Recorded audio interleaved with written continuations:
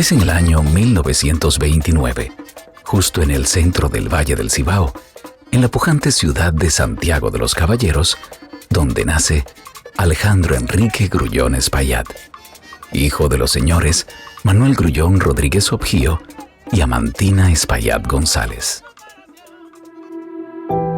Realmente yo lo conocí en la juventud, en los años 1956, 57.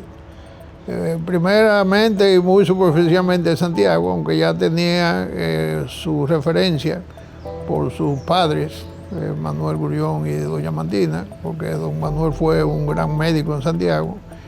Y tanto yo como mis hermanos, nuestros padres nos llevaban allá ocasionalmente para fines de chequeo de algún tipo de salud. Doña Amantina, que era su mamá, era una mujer sumamente cuidadosa de la salud de esos hijos. Eran 3 varones. Alejandro, que era el primero, Arturo y Máximo, el tercero. Y ella no permitía que nadie le tocara a ese niño la mano. Y si alguien por casualidad le ponía la mano, que es una forma característica de dominicano, un besito al niño, que el niño más lindo lo besaba, ella iba con un algodón y alcohol y le rozaba. O sea, el niño estaba limpio de microbios. Nos conocimos en el año 1954, diríamos yo. Ellos vivían en Los Montones, más bien, porque tenían el aserradero. Un aserradero que manejaba don Manuel, que era del papá de doña Amantina, que es ese señor que está ahí, don Enrique Espaillat, lo tenía allá y don Manuel era que lo manejaba. Siempre hay que recordar que hay una ruptura en la historia social, política y económica de la República Dominicana con el ajusticiamiento de Trujillo en 1961 y el derrumbe de su dictadura, que tuvo lugar en 1962. Ya para 1962, la idea de crear un banco comercial bullía en la cabeza de Alejandro Grullón. Él está identificado en ese momento con la Unión Cívica Nacional. La Unión Cívica Nacional fue un movimiento no partidario inicialmente, que lo que buscaba era precisamente desterrar lo que había sido el pasado ominoso del trujillismo y abrir las ventanas de la democracia, de la igualdad, de la solidaridad en la República Dominicana. Y más adelante ahí fue que sí, ya en sus actividades comerciales de producción de guineo. Él se asoció con Luis Crouch, era esposo de Mariana Espaillat, que era su prima hermana, y ahí comenzaron a sembrar. Y poniendo una pequeña fábrica de fundas plásticas para empacar los guineos para vendérselo a la Grenada Company para la exportación. Pero ¿qué pasó? Que llegó un momento en que vino un ciclón grandísimo y le tumbó todos los guineos. Y él fue a uno de los 2 bancos que había en ese momento, el Royal Bank of Canada, el otro era el Banco de Nueva Escocia. Ellos eran muy jóvenes, él tenía en ese momento 25 años. Por alguna razón, el gerente, que se llamaba Freddie Lloyd Nass, no le dio el préstamo. El enojo de Alejandro se tradujo en una sentencia: te voy a montar un banco. Lo demás es historia. Nosotros queríamos que esta nueva institución fuese un instrumento del bien común a cada dominicano, sin distinción de origen, raza, credo, clase social. La posibilidad de poseer, comprar y vender acciones del banco libremente, sin cortapisas, con lo cual poníamos nuestro grano de arena en la construcción de una sociedad capitalista más moderna en la República Dominicana. A la muerte de Trujillo, ¿verdad?, el país tuvo plena libertad de acción. El empresariado dominicano y todos los dominicanos tuvimos la libertad, ¿no?, de actuar ya en lo que quisiéramos. Y Alejandro aspiró a que se hiciera un banco nacional. En ese tiempo, la banca era rudimentaria, arcaica si se quiere. En el momento en que se funde el Banco Popular, agosto de 1963, aunque inaugurado en enero de 1964, en el país operaban 3 instituciones bancarias. El Banco de Reserva, que era del Estado, de la creación del dictador Trujillo, el First National City Bank y el Chase Manhattan Bank. Como ustedes comprenderán, el Citi y el Chase eran instituciones extranjeras donde no había acercamiento con la población. Y al mismo tiempo, la gente pues se resistía a cruzar una ventana de vidrio. No empujaban la puerta porque le tenían miedo. Yo venía del campo y encontraba una puerta de vidrio. No, eso seguía de largo, porque pues pensaba de que si se empujaba pues se podía romper. Don Alejandro para mí fue un gran catalizador de los procesos de cambio que se originaron en nuestro país a partir de la década de los 60. Él era parte, como sabemos, de la Asociación para el Desarrollo, fundador de la Asociación para el Desarrollo, que fue ese grupo de jóvenes visionarios originalmente del área de Santiago, que definieron una serie de iniciativas que el país necesitaba enfocar, entre ellas la creación de un banco privado. Alejandro fue una pieza clave para el seguimiento y surgimiento de la Asociación para el Desarrollo, muy clave. Los fundadores de la Asociación para el Desarrollo fueron 12 municipios de Santiago. Y se crea la asociación para fomentar justamente el cambio económico y la democratización de la vida empresarial en el país. Cada uno de los miembros de la asociación tenía como su proyecto y Alejandro tenía su proyecto de un banco comercial, que no era ya un proyecto de él, sino de la asociación. Pero debido a que cada uno de los miembros tenía sus propios compromisos y quehaceres, lo que ocurrió fue que poco a poco todo el peso del proyecto fue gravitando sobre él. Si evaluaba una situación y consideraba que valía la pena aportar un esfuerzo, se comprometía y continuaba brindando su apoyo de manera cabal hasta que el proyecto o el emprendimiento fuera una realidad. Era muy visionario, Alejandro era muy visionario y tenía un liderazgo natural. Él entendió desde el principio, desde que tomó la decisión, lo que era crear un banco en este país. Algo lejano para el comerciante, un banco. Yo llevar mi dinero a un banco, no. Entonces alguien le dijo a Alejandro, mira, ahí anda Rafael Carrión interesado en venir a República Dominicana. Y él se fue a Puerto Rico, habló con él y luego de una muy buena química en las conversaciones, acordaron que el Banco Popular de Puerto Rico sería socio en inversión y socio técnico. Cuando Alejandro conversó con Juan Bosch, no se conocían, que le explicó cómo era el proyecto rápidamente. Bosch le dijo, sí, pero no le den tanto participación. Es más, aquí lo que debiera haber es un banco propio, de capital dominicano propio. Así que a mí no me gustaría que haya extranjeros en un banco nuevo que se cree. Pero Alejandro le dijo, no, ya nosotros tenemos un compromiso. Dice, bueno, pues no le den el 30%, denle un 20%. Y aquello creó una situación muy incómoda, pero los puertorriqueños, con gran simpatía y comprensión de la situación política dominicana, aceptaron ser socios minoritarios con un 20%, con una condición, y era que ellos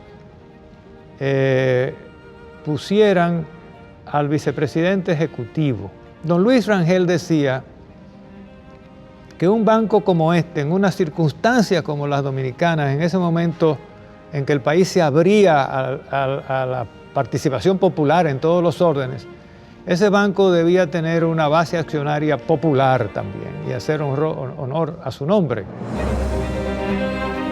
La primera vez que yo escuché el nombre de Alejandro Grullón, creo que fue en el año 1963. Yo era un jovencito y estaba de vacaciones en San Juan de la Maguana, en casa de mi tío Camilo Suero.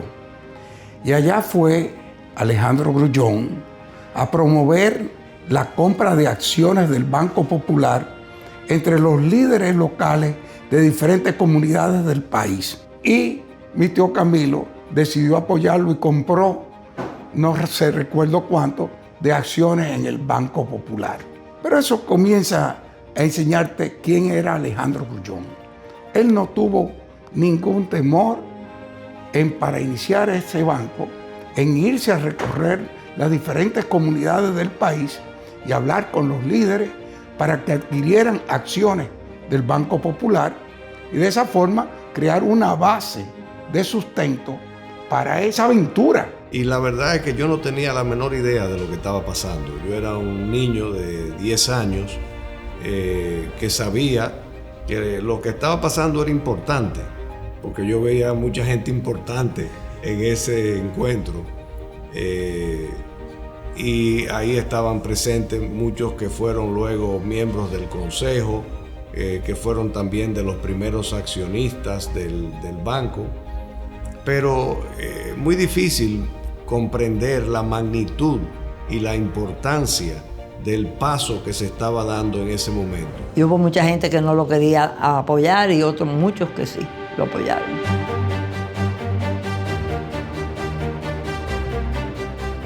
Yo tengo que hacerme un mea culpa porque yo, honestamente, a pesar de ser propenso a meterme en muchos negocios diversos, no capté la magnitud de la idea y del entusiasmo y del éxito que iba a tener ese banco.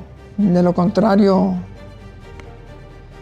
yo no solamente sería un cliente, sino también un beneficiario de los ingresos del mismo. Hasta yo fui accionista porque me regaló don Manuel 5,000 pesos para que yo lo metiera ahí en el banco. Fue una experiencia inolvidable. Alguien me depositó en mi cuenta para poder, pues yo no tenía los recursos para poder abrirla. Alguien tuvo la generosidad que yo sospecho que pudo haber sido mi abuela Mantina o mi madre Dinora, a la cual les agradezco porque tengo esos chelitos guardados ahí todavía. En esa sociedad que se abría a las puertas de la libertad, se necesitaba que la gente pudiese ir progresando para ver cristalizados sus sueños de trabajo, de prosperidad y de libertad.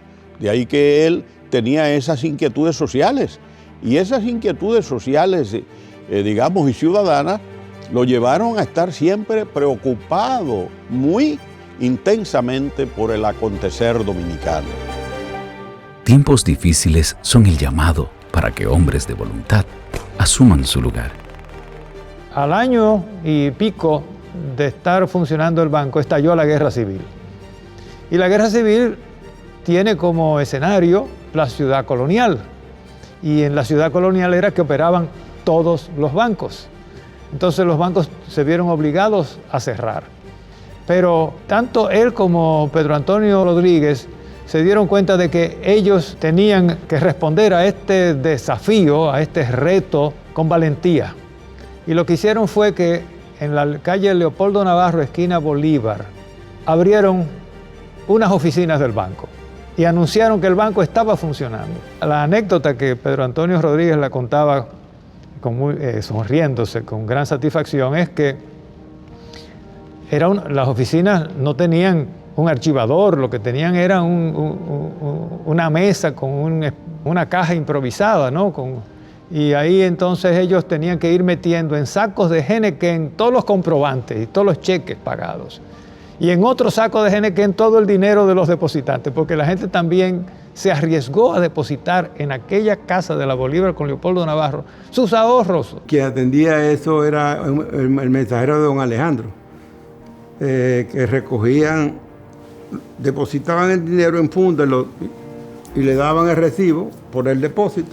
Y cuando iban a cobrar cheques, le pagaban sin verificar nada. Sin consultar, porque no tenían una base de datos ni a otro banco, ni un banco a que llamar para ver si había fondos. Eso lanzó y catapultó el Banco Popular hacia adelante. Y viendo lo bien que les iba, entonces los otros bancos con gran timidez empezaron a abrir oficinas más adelante. Y la gente decía que era muy cegoso, pero lo entendió así y eso lo favoreció enormemente. Y la honradez en aquella época fue tal que en solo 2 ocasiones hubo cheques que no tenían fondos suficientes. 3 premisas son determinantes para redirigir nuestro desarrollo. La aceptación de que la democracia es la única vía legítima para llegar al poder y ejercerlo. El diálogo y la concertación deben ser normas de conducta para el avance de las reformas que consoliden nuestra economía de mercado. Y por último, es necesario consolidar nuestras instituciones para que impere en el país un Estado de Derecho. Necesitamos una ciudadanía consciente de sus derechos y prerrogativas, que demande y exija justicia, que esté consciente que la función jurisdiccional es determinante en la construcción de la democracia y en la consolidación del desarrollo, que estos cambios no son un milagro providencial, sino que son el producto de los esfuerzos y tiempo de todos.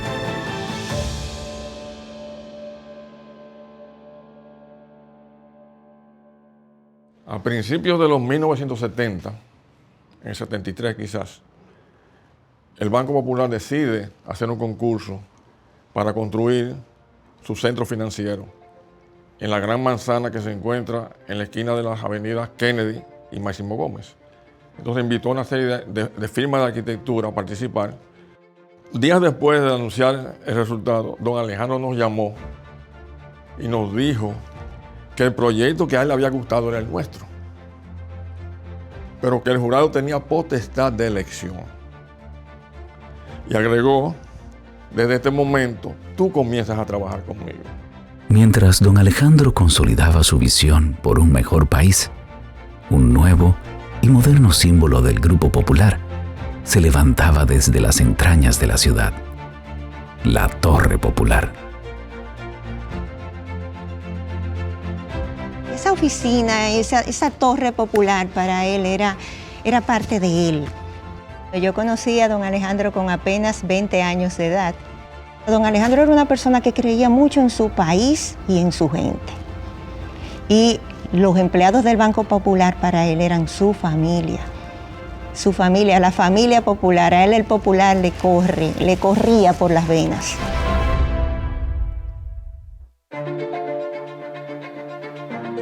La primera impresión que yo tuve de don Alejandro era que era un innovador, que era un señor que tenía una visión muy clara de lo que quería. Y hoy en día la estructura que se tiene es algo que ya en los años 74, 75, ya él la estaba pensando y la estaba ejecutando.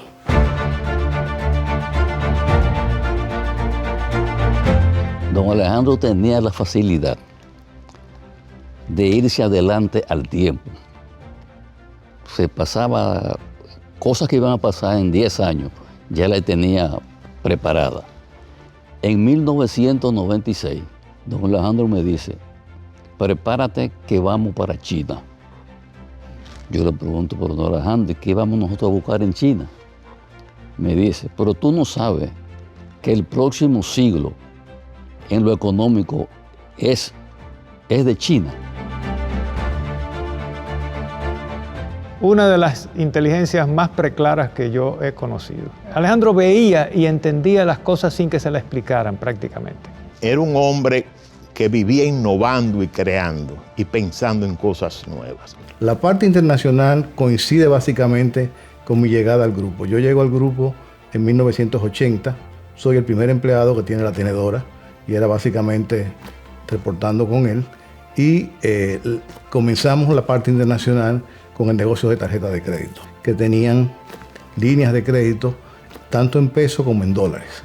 Para estos fines se crearon 4 compañías, 2 estaban en República Dominicana y 2 estaban en el extranjero, en este caso en Panamá. Yo recuerdo que en una ocasión me fue a visitar, porque él te recibía en el banco, pero cuando él quería indagar algo, él se te aparecía, porque tampoco era que te llamaba el día antes. Y me dijo, Fran, yo quiero hacer un banco en Nueva York y yo necesito conocer a tu socio Ted Gill. Y Ted le dijo, me dijo, dile que la semana que viene, el día que él quiera. Y Alejandro me dijo, yo voy, pero tú vienes conmigo. Ya en los años 70, él tenía una visión de que los dominicanos residentes en Nueva York se iban a convertir en un ente importante para los dominicanos. Con esa oficina en Nueva York comenzamos a prestar en dólares. Y los primeros préstamos fueron para promocionar el turismo. Cuando se comenzó el turismo en la zona de Punta Cana, él le apareció. A los Barceló él fue el primero que le financió y se convirtió en el banquero de los Barceló. No tuvo temor en prestarle a esos primeros inversionistas y darle apoyo para que se desarrollaran. Ese banco empezó a ganar clientela, empezó a ganar por necesidad el negocio de muchos que no tenían otra alternativa y luego se convirtieron con el efecto de las relaciones en clientes privilegiados, como fue el caso nuestro, entre muchos otros. Él no comenzó como banquero, él era un empresario que se convirtió en banquero. Entonces, quizás eso lo hacía más dispuesto a tomar una serie de pequeños riesgos que lo que tomaría el banquero clásico que se ha formado solamente en la banca. En eso él tenía una sensibilidad extraordinaria para poder discernir y diferenciar las decisiones que no se toman en base a números, que se toman en base al instinto y al conocimiento íntimo de la persona y del ser humano. Fue un hombre muy consciente de los problemas sociales del país. O sea, es un hombre que cuando crea el banco, decide que el banco va a darle servicio a todo el mundo. Pero si algo lo caracteriza a él, es esa capacidad de innovación y es algo que realmente se mantiene en la organización y que su hijo Manuel Grullón pues han logrado también continuar. El banco sigue siendo líder en innovación, en servicios, en tecnología y es algo que todos aprendimos de don Alejandro Grullón.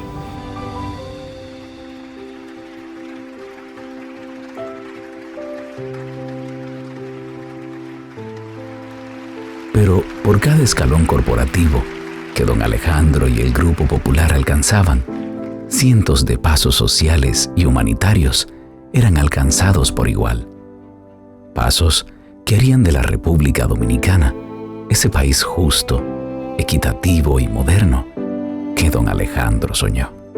Alejandro y yo llegamos a ser dos amigos que nos quisimos mucho. Y oiga esto, en un momento en que el país había momentos muy difíciles, muchos dominicanos no tenían empleo. Y yo hablé con Alejandro para que me ayudara económicamente con un préstamo para crear el programa que yo creé de viaje ahora y pague después. Y con ese programa nosotros sacamos 4,000 dominicanos a trabajar en Nueva York. Y esa colonia que hay en Nueva York la sacamos nosotros. Y oiga esto, le dimos esos créditos y ninguno dejó de pagar un centavo.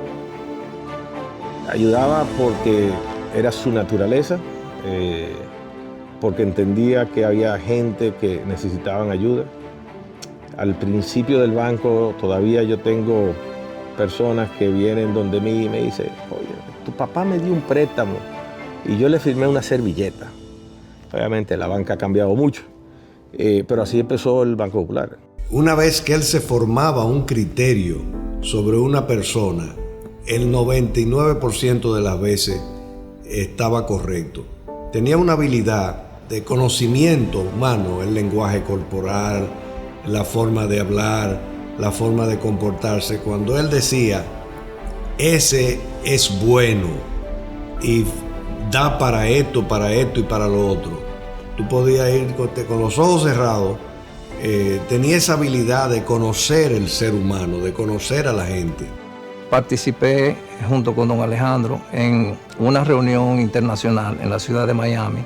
Don Alejandro venía bajando por las escalinatas y él me abrió los brazos y me dijo: del Toro, ¿y cuándo es que tú vas a ingresar al Grupo Popular? Y yo le dije de inmediato, de manera jocosa también: cuando usted lo disponga, don Alejandro. Él no tenía límites en su generosidad. Un hombre extraordinario, un excelente juez, en el sentido de que su balanza era justa. Dedicación sin límite a las causas en las que él creía. Muy respetuoso.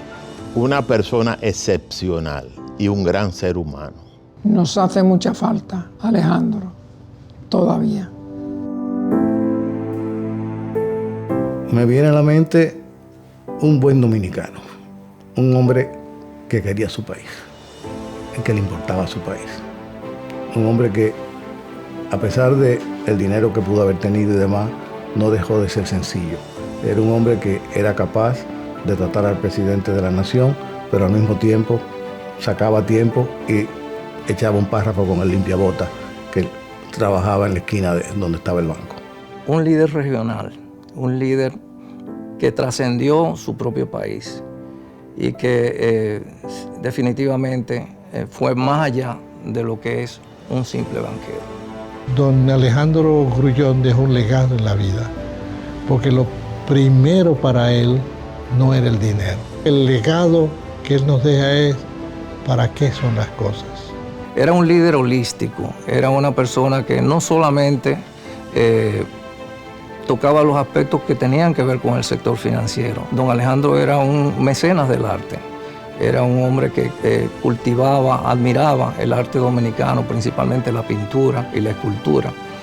El que visita la Torre Popular, principalmente los pisos 11 y 12, puede percatarse de eso. Todo eso era iniciativa de él. En las iniciativas artísticas fue un periodo muy bonito, porque don Alejandro seleccionaba a un artista de los que eran ya más o menos conocidos, pero que no tenían los medios para desarrollar su obra de arte.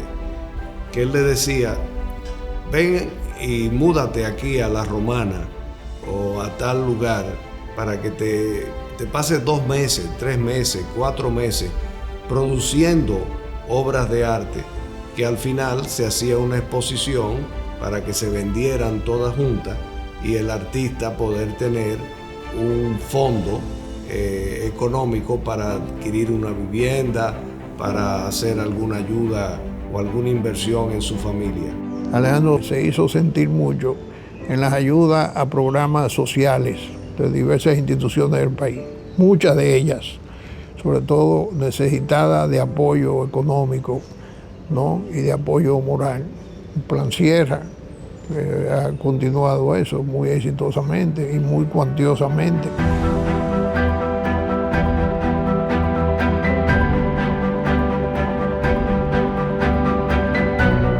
El primer reto que tuvieron que enfrentar el grupo de Monseñor Adames, don Alejandro Grullón, Luis Crouch, don Arturo Grullón, comenzamos con el reto cultural.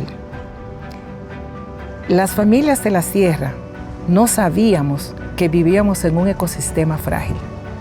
Y no lo sabíamos ni por educación formal, o sea, no nos enseñaron eso en la escuela, pero tampoco por la forma de interactuar con el ambiente.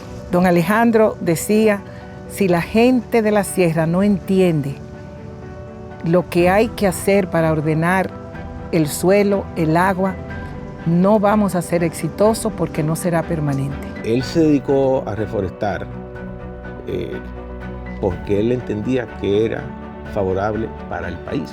Era un visionario muy a su manera y le fascinaba ir a chequear su Plan Sierra. Don Alejandro demostró en el Plan Sierra un conocimiento profundo del bosque, no aislado, sino del bosque como un recurso natural renovable vinculado al agua, al suelo, al aire, pero estrechamente vinculado a los habitantes de las comunidades boscosas.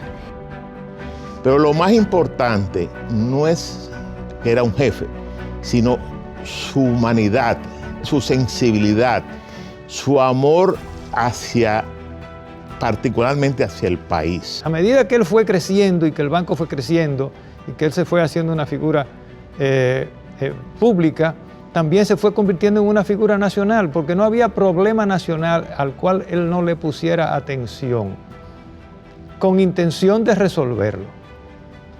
Y eso lo llevó a meterse en grandes proyectos de desarrollo, pero también lo llevó a participar y a intervenir en la solución de grandes crisis nacionales, que algún día se va a escribir de ellas. Pero una de ellas fue, digamos, en 1986, cuando él formó parte de la llamada Comisión de Asesores Electorales, que salvó al país de una guerra civil. El 4 de junio del año de 1990 aparece una publicación en los periódicos donde un grupo de notables abogados clama por una reforma del sistema de justicia que ellos entendían que tenía muchas precariedades y que no respondía a las necesidades del pueblo dominicano.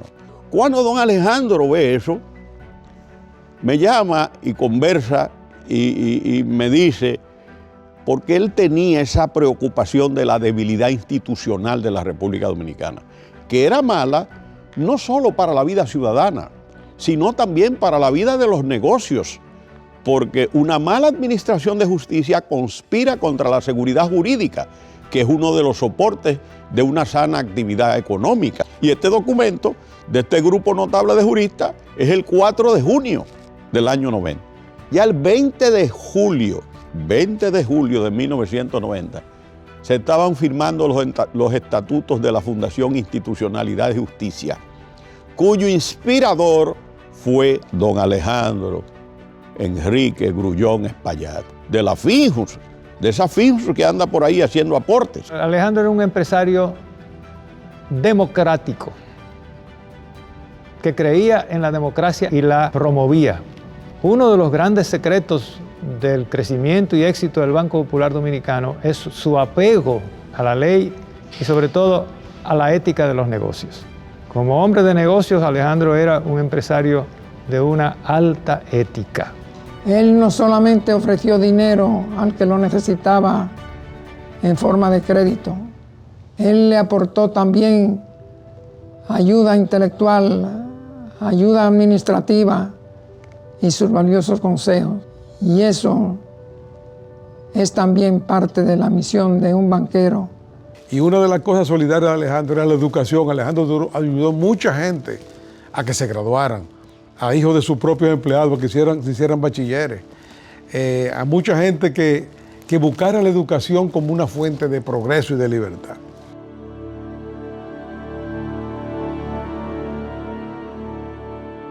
Nosotros estábamos construyendo la capilla del seminario mayor y nos prometieron una ayuda que nos venía de Holanda y yo necesitaba ya los $500,000 que necesitaba para esa construcción, pero no me podían llegar, me urgía tenerlos.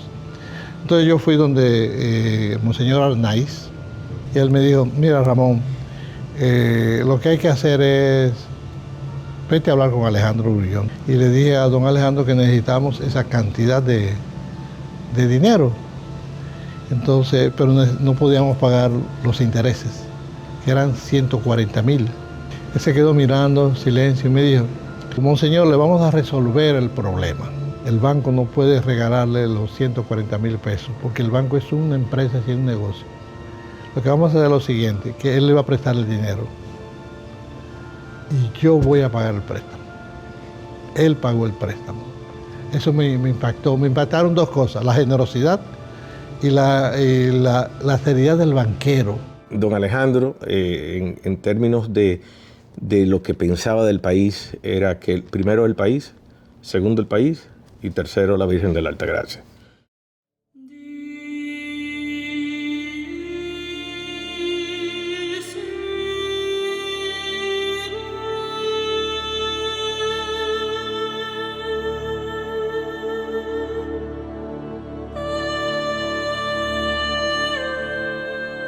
La pasión de Alejandro por la Basílica y la Virgen de la Altagracia era increíble. Él quería estar, en sus últimos años, él quería estar el día entero allá. Pero el día entero allá para ver en qué podía él ayudar a mejorar algo. Y en qué podía él usar su influencia para que sus amigos ayudaran en algo. Que en todas las parroquias del país hay una imagen de la Altagracia, la del Banco Popular, como la gente dice. Le dije un día, don Alejandro, usted se salvó. Y yo, ¿por qué? Dice, porque ahora son mucha gente que me dice, ay, después que yo supe que don Alejandro había probado esa Virgen y yo la tengo por allá, yo rezo por él todos los días. Yo dije, usted tiene más oraciones que yo ahora. Para él, la Basílica de la Altagracia fue parte fue una segunda casa, y él siempre sintió una devoción enorme por la Virgen de la Altagracia. Recuerdo ya en sus últimos años, en silla de ruedas, él asistía los días 21 de enero a la Basílica.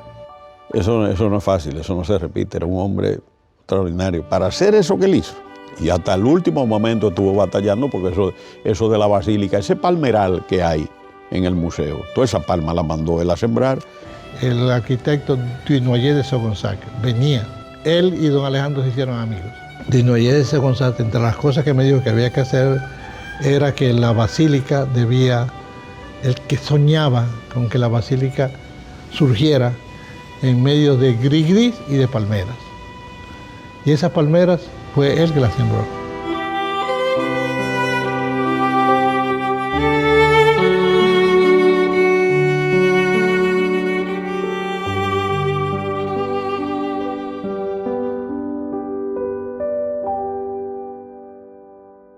Entre las cosas últimas que había que hacer era un museo, y él se metió de lleno.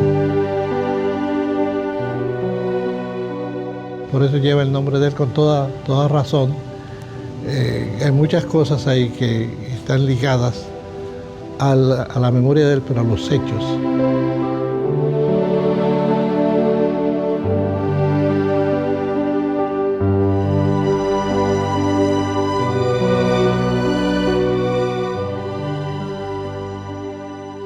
Para mí fue un orgullo participar del nombramiento del museo con su nombre, porque fue algo muy merecido. Él fue el creador del museo.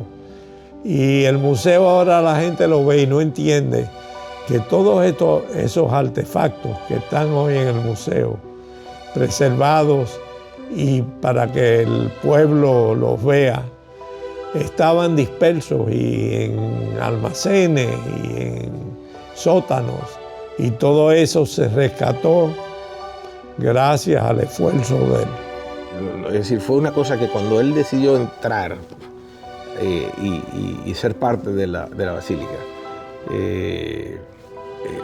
fue como un tren que no volvió para atrás, ¿no? Y hacía lo que fuese necesario por proteger a la Virgen de la Altagracia. Un día yo estaba en su oficina y me dijo, este banco existe por la Virgen de la Altagracia. Y quiero decirle a usted entonces que esto que yo estoy haciendo por la Altagracia y por la Basílica, no lo hago ni por mi amigo Monseñor Polanco ni por usted, es por ella.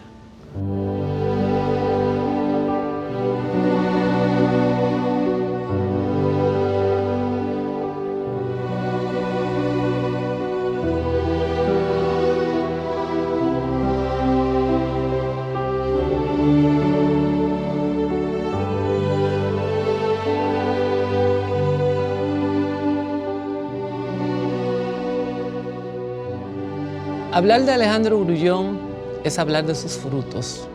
Como hombre público, son conocidísimas las instituciones que ayudó a crear y a fortalecer, las cuales han pasado la prueba a través del tiempo. Casi 6 décadas después, se mantienen como puntales para el desarrollo y la convivencia en nuestra nación. Muchas de ellas son conocidas, muy conocidas, como es el Banco, el Instituto Superior de Agricultura, la Pucamaima, el Plan Sierra, Solfuturo, etcétera, etcétera, etcétera.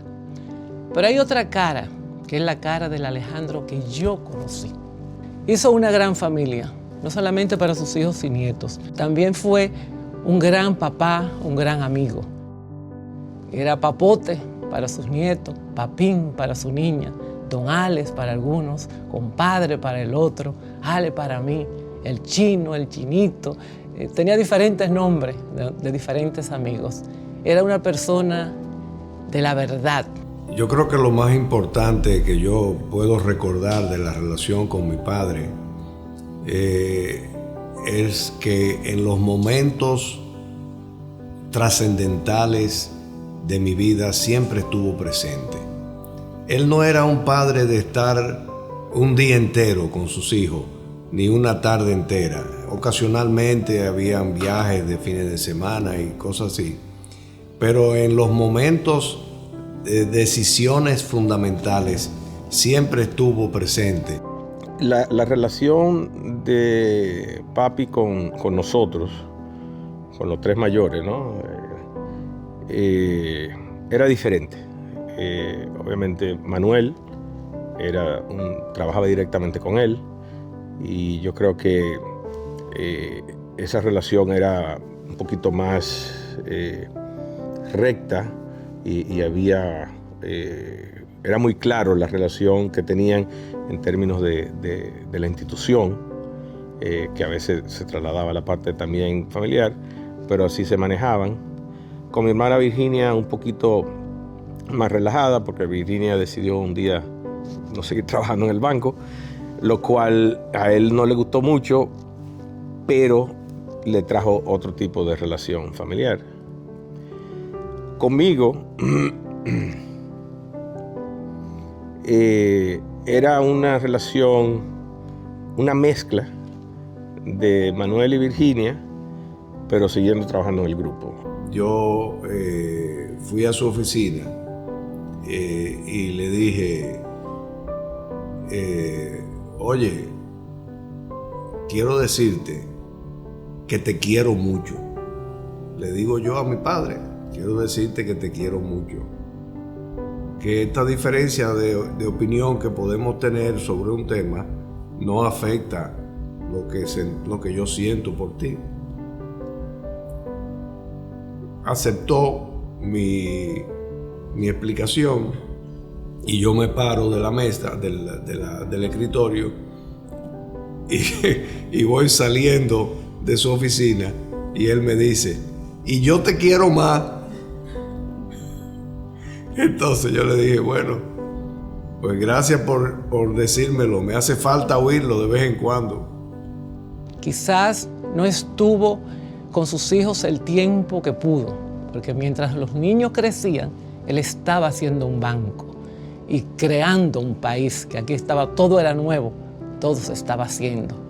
Y quizás no los disfrutó como debía. Entonces cuando nace su pequeña Alexandra, nuestra hija, fue algo muy interesante porque ya él sí podía disfrutarse de tener esa hija. Y para él fue lo más grande que pasó. Esa muchachita lloraba cuando yo como mamá le ponía regla y él decía, ¿qué le pasa a la niña? Yo no la tuve para oírla llorar. Entonces imagínense si esa niña, si yo no hubiese existido, si esa niña pudiera servir. Su red de amigos de diferentes esferas sociales era fundamental para ayudarlo a tener los pies en la tierra, cerca de la gente y su realidad, sus necesidades, lejos de las ilusiones del poder. Mira, don Alejandro tenía amigos, tanto aquí como en el exterior. Lo admiraban y lo querían muchísimo. En mi caso particular, mi caso particular, la relación mía con Alejandro fue de padre a un hijo. Para mí es un orgullo haber sido su compañero, porque eso era lo que era yo, el compañero que iba con él a la basílica, que hacía cosas por la basílica, por incentivo de él.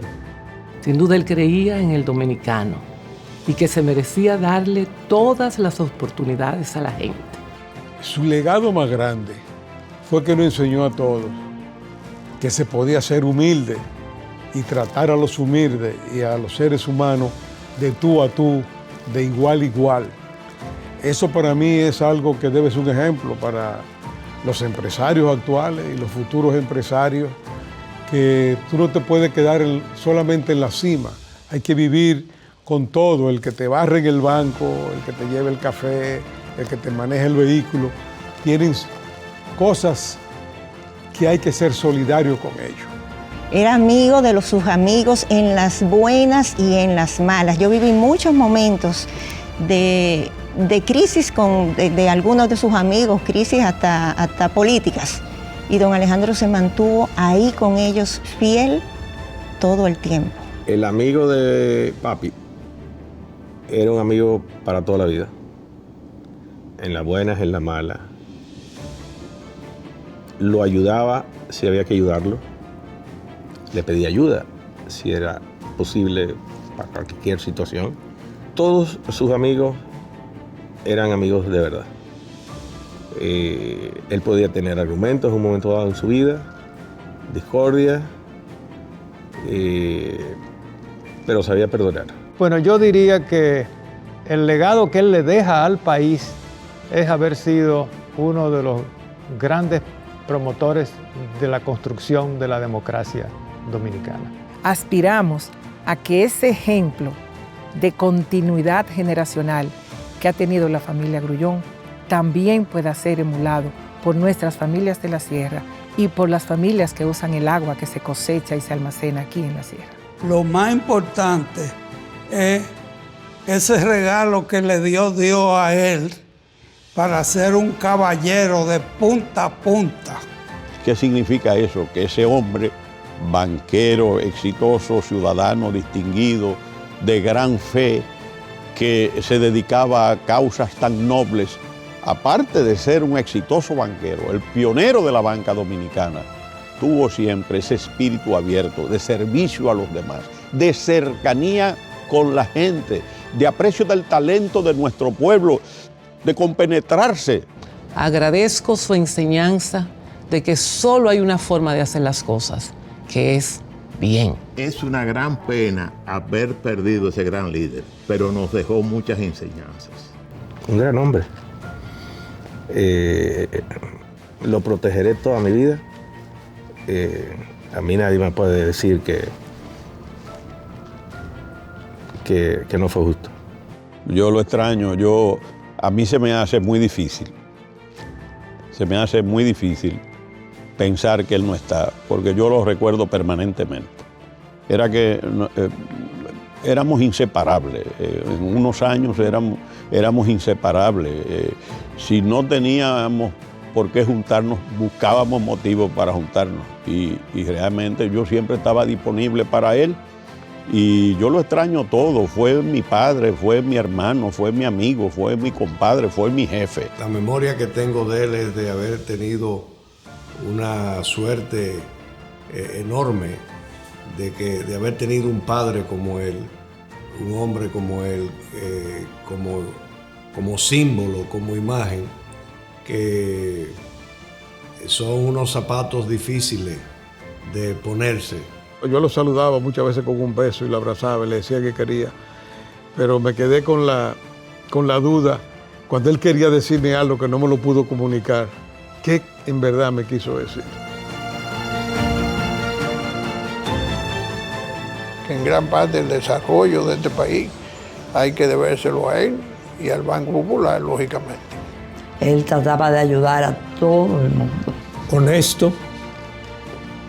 Honesto a carta cabal. Y solamente una gente optimista puede llegar a los triunfos que llegó don Alejandro Grullón. Yo creo que eso es un honor que él, en cualquier lugar que esté en el cielo, debe estar muy regocijado.